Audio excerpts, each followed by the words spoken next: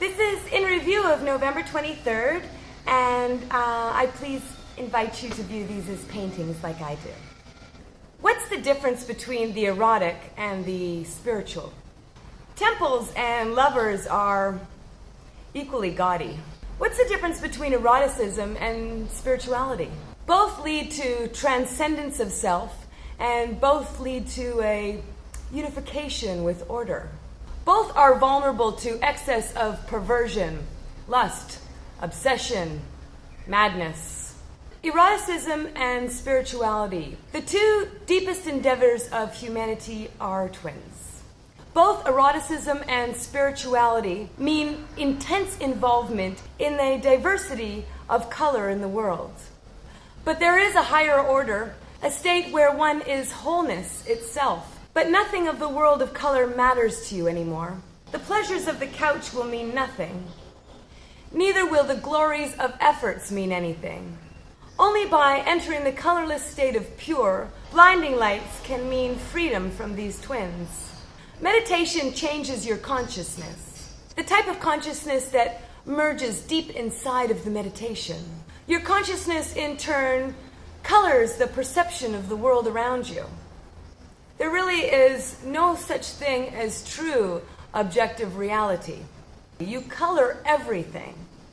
If you want the higher state of being, aim for conscious that is colorless. So that is the first half of November 23rd, and this is the second half. Red sea through pine lattice. Islands kneel like vassals before headlands. Rain clouds snag on coastal ridges. Yarrow stands spectral in the lighthouse beam. It is difficult to take the details of a landscape at once.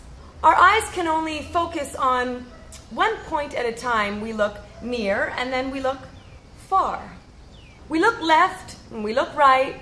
Our view of any one subject, if it is large, it's never but anything else but a composite image in our minds. The same is true to our approach to the knowledge of nature.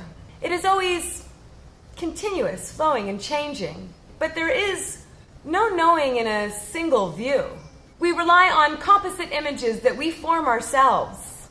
For a beginner, a glimpse will be random and fleeting. You will stumble on it from time to time, or you will come across it in intervals of brief events. For the mature practitioner, your composite view comes from training, technique, research, and the experience of self-cultivation. But even after years, it's almost impossible to take in the totality. There is actually a way to know directly and completely. It requires the awakening of one's spiritual force. And when this happens, spirituality manifests in a brilliant light. Your mind expands into glowing presence. This beacon of energy, it becomes illumination and the eye at the same time. Significantly, however, it also shows that the eye knows directly. In actuality, it is the light that sees. See you next time. Bye!